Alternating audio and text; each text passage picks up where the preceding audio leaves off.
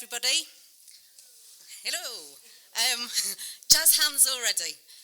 Visions, voices, dissociated parts, and child sexual abuse.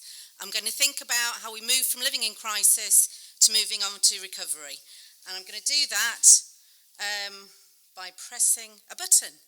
And I'm going to think about three things. How people get set up in abuse, by the social context in which we all live, and about how abusers use things that are already there to trap children in worlds they cannot leave.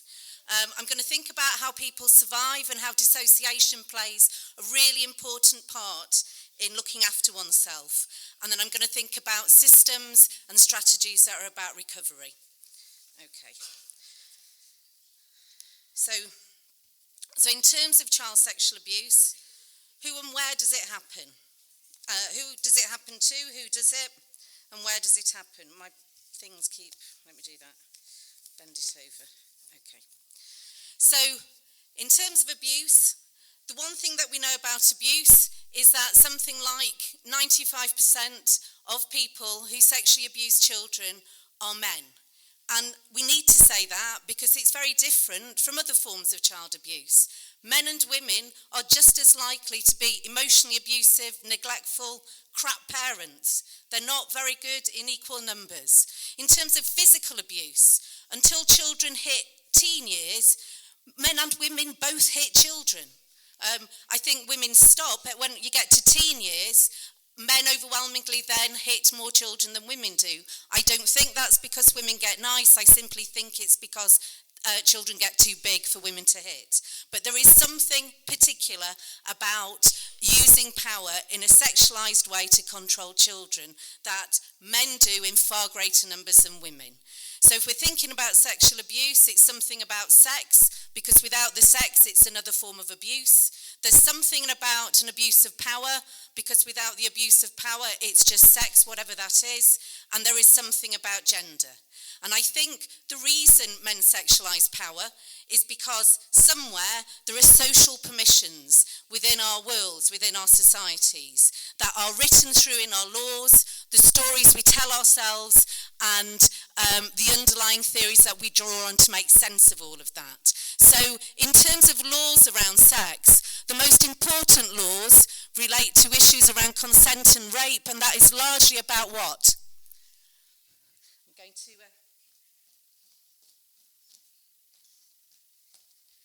Right, I'm just going to perform something, so I want you all to look down now. About what?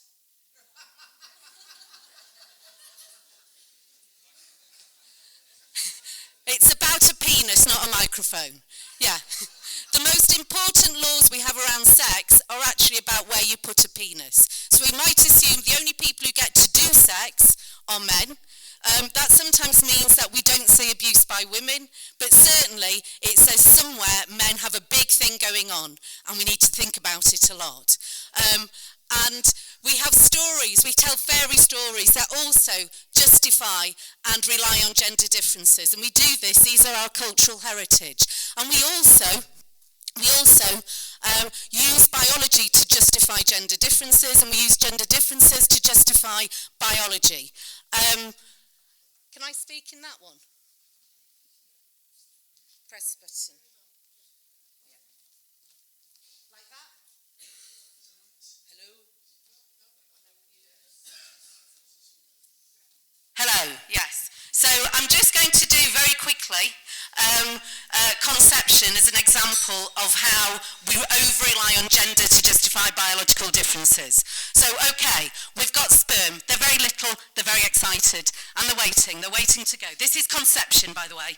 So, and they're off, and they're zooming up that vagina, they're they're down the fallopian tubes, they're looking to see what's going on, they're very excited, and oh my God, they've just spotted something, and it's an egg. And it's just sat there, it's doing not a lot, moving very, very slowly. And the little sperm, they're after it, they're on it, and they've got their heads and they're going... until one of them gets through. Hey, and that's why men are really powerful and women are really passive. So let's do it again. There are all these little sperm, they're very tiny, they're very excited, they're about to go, they're on the way, and they're up, and they're looking, and there's a big egg. There's a big fuck-off egg. I am so big, I actually don't need to move that fast. And all these tiny little sperm coming, going. I'm just sat there and I think, okay, you can come in. And that, my friends, is why women are really powerful and men are really scared.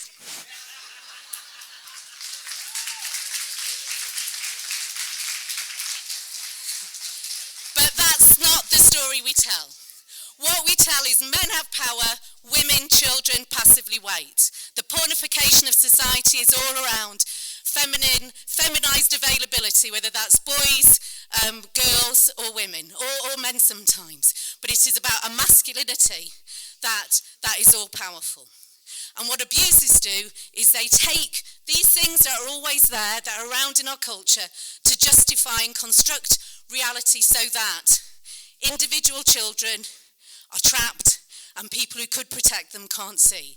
So how do they set up those ways of understanding, experience and identity? The first thing that abusers do is they attack the mind to get at the body. If you can control the mind, you can do what you like to the body. So the first rule of abuse and the first rule of any kind of conquering is divide, rule, conquer. Isolate people. Isolate them from their friends, protectors in their family, from their siblings. If you do that, I'm going to have to put my glasses on because I can't see, you can then do whatever you like. So what abusers will do is justify abuse by drawing on those gendered stories. This is what men are like. This is what love is. You wanted it, you made me do it. When people do that, they silence victims. They silence victims through love. This is what love is. They silence victims through fear. You tell, and I will hurt you. I will hurt your family. I will hurt your brother, your sister, whoever. Someone I know, the abuser killed the family pets and buried them round the garden and just pointed. So they knew things happened if you were not acquiescing, if you didn't do what you were told. What children then do is take things in and they experience the shame. They feel responsible when they have no choice. So they're made to feel like they are responsible for everything that happens, but completely powerless to change anything. Because they're set up with impossible choices. It is either you or them.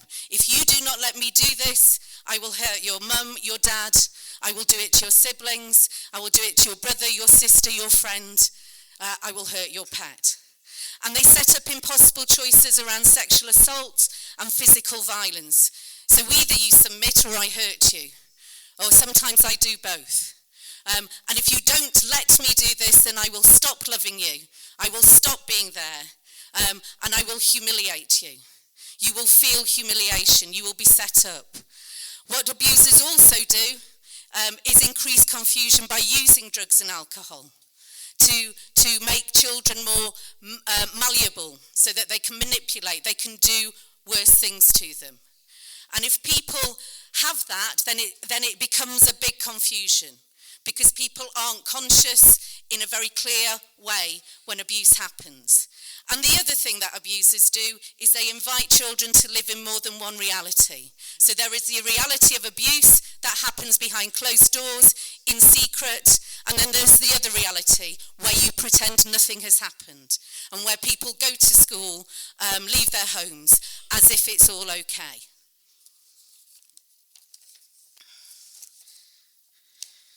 So what do children do?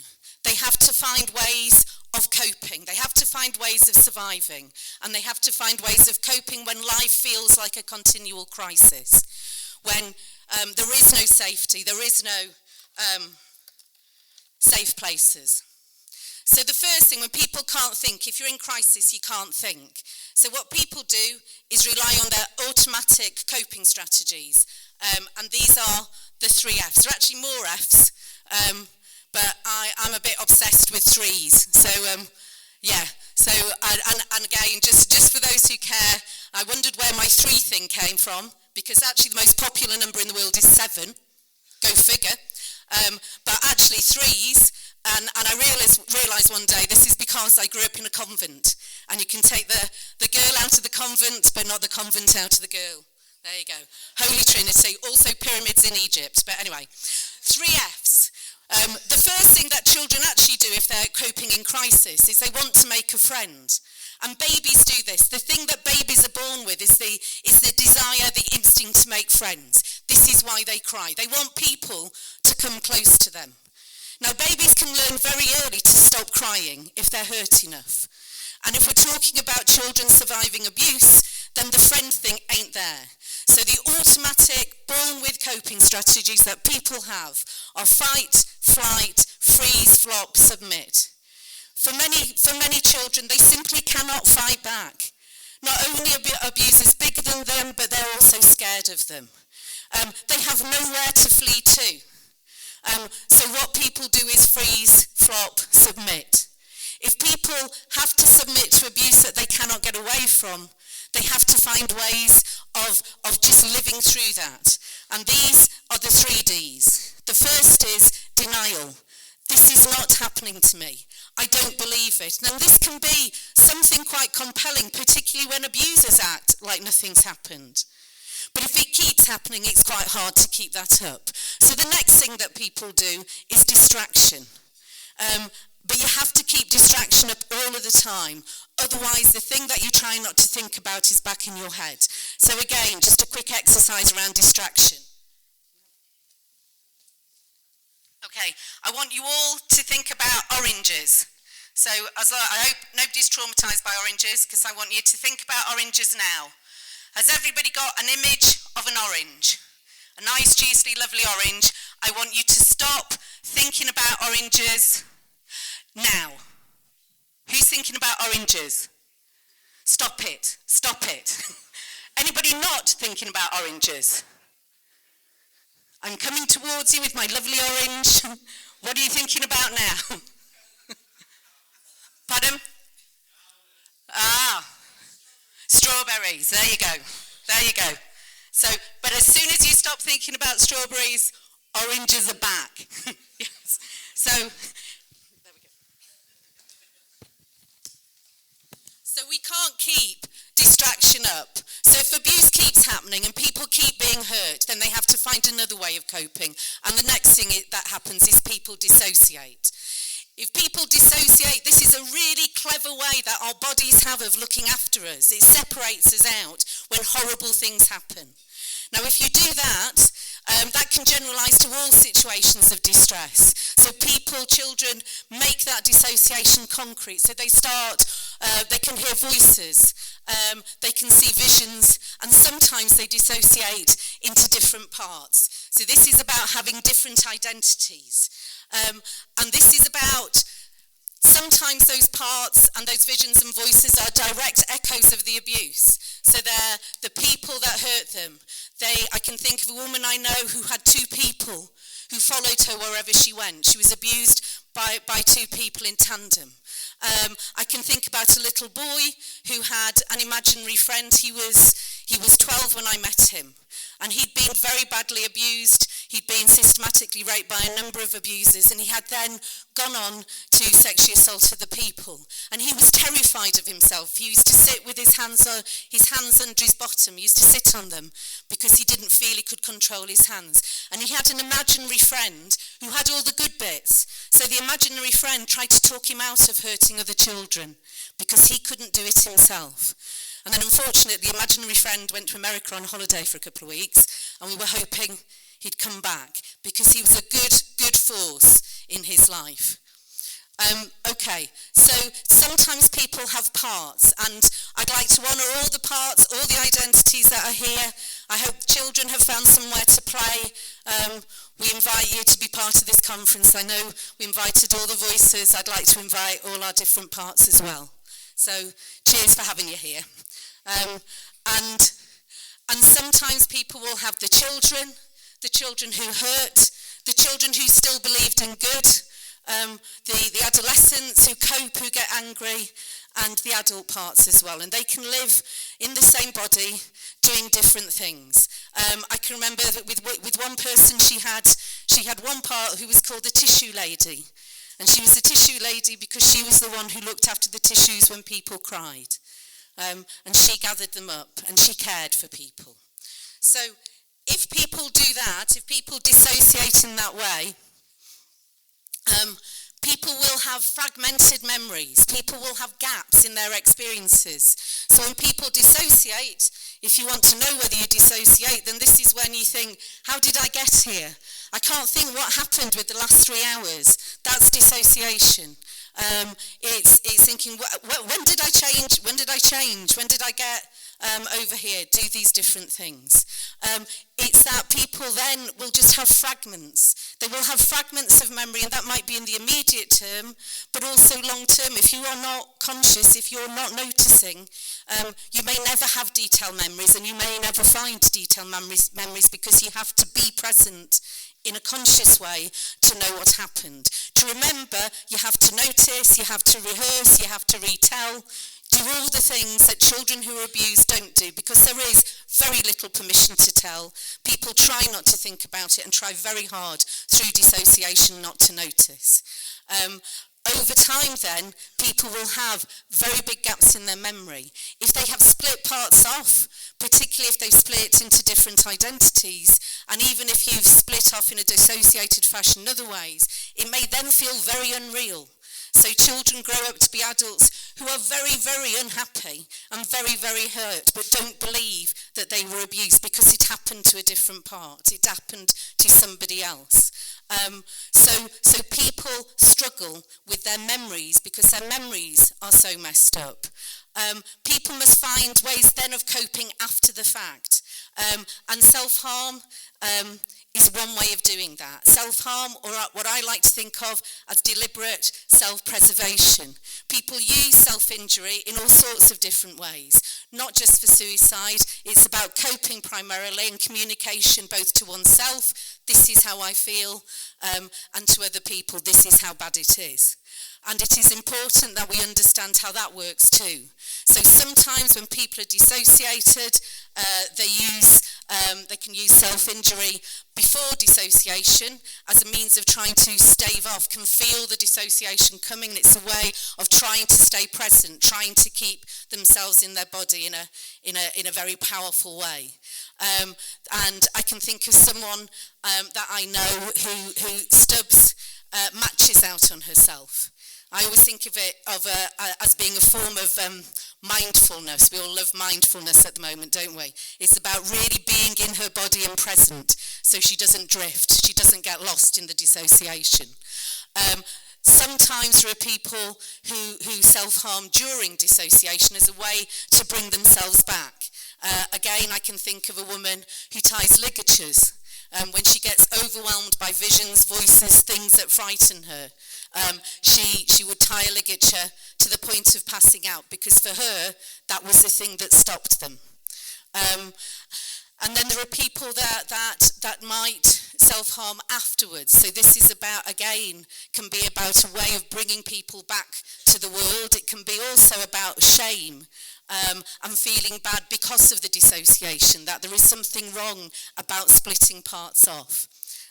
So all of these things impact on how people manage and understand their dissociation that's going on. And then sometimes we make things worse.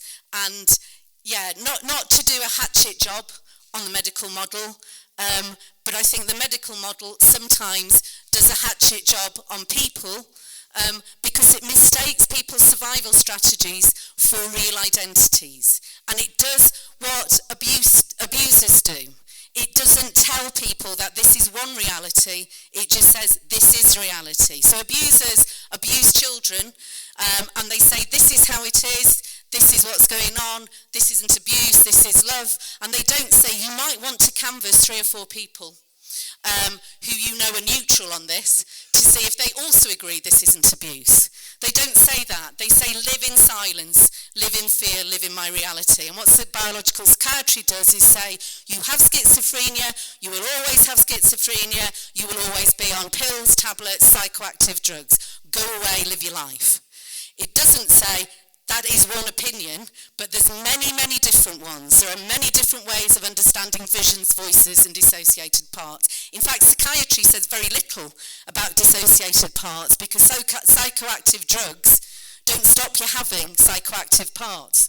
They don't stop visions and voices, but they can dampen down your feelings. So it's less pressing, it's less insistful. So psychoactive drugs can be thought of as part of a very broad harm minimisation approach to mental health. They don't help cure anything, but they certainly give you a breathing space sometimes.